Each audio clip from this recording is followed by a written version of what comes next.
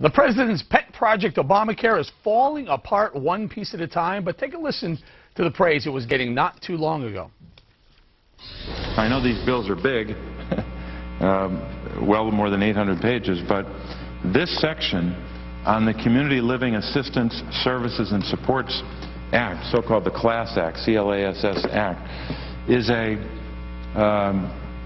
breakthrough I think to be understated. All right, so is this just the beginning of the end? Joining now, Louisiana Senator David Vitter, Republican. Thank you, Senator, for joining us again. Welcome back to the show. Eric. So we found out last Friday night late that the Captain Sebelius' group, the HHS, decided maybe this CLASS Act should be removed from the Obamacare legislation.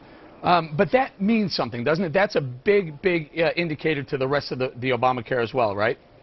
Absolutely. The CLASS Act was used really in a fiscal sleight of hand to suggest huge deficit savings in the bill. Now that that's being ripped out of the bill, those deficit savings go out the window, and it's yet more evidence that all of the big promises about Obamacare are not coming true. In fact, the opposite is coming true. First, it would reduce the deficit. No, those savings are going out the window. It's increasing the deficit. Second, it would reduce health care costs. No, those savings are going out the window. Recent independent reports show that it's increasing private health care costs. It's increasing the cost of insurance. So one by one, all of those fundamental arguments about Obamacare are being proved incorrect.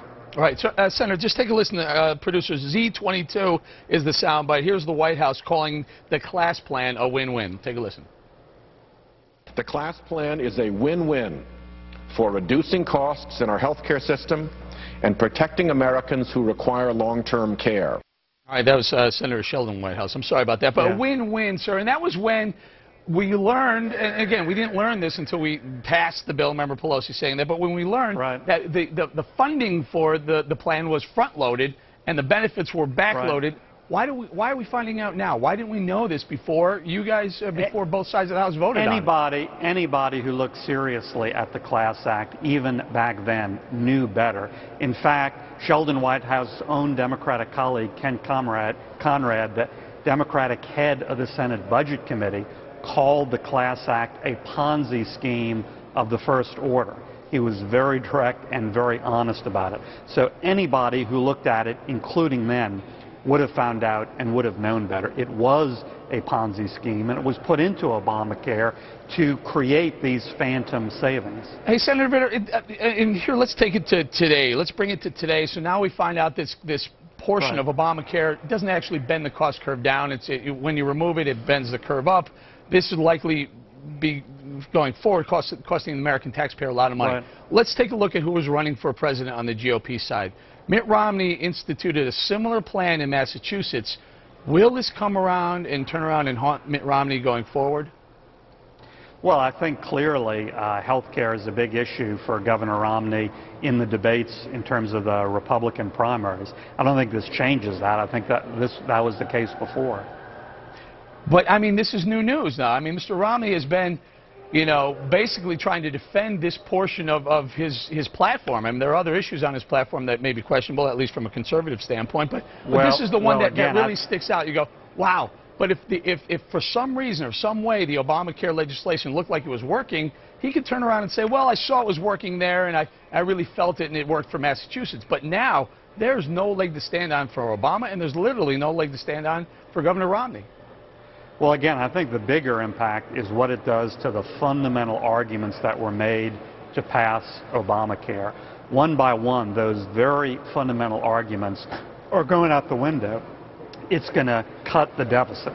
That is clearly not the case, and this is one factor in reversing that argument. It's going to cut health care costs and cut the costs of health care insurance. That is clearly not the case. Again, very recently in the last 3 weeks, we had a private sector study that showed exactly the opposite is happening. Right, Senator, I remember this was a huge, in fact, the Tea Party was really, if it wasn't born on this issue, it may have been born on stimulus. It was certainly, it fed on Obamacare and the town halls. And we were saying, and they were saying, and people were saying, this thing isn't going to work. It's going to be a big expense. Meanwhile, the accounting made it look like it was going to be a savings to the American people. Here it is. It's coming home to roost now. Yep. I can't imagine you guys aren't walking the hallways of the Senate at Cannon or at Russell going, I told you so. We told you so. Are you? Absolutely. And the American people are saying that because their common sense led them to know better to begin with. And that's why Obamacare is not an issue of the past. It's very much an issue of the present and the future. It's going to be a huge issue for this coming presidential election. All right, Senator David Vitter, thank you very much for joining us tonight. Thanks, Eric. All right.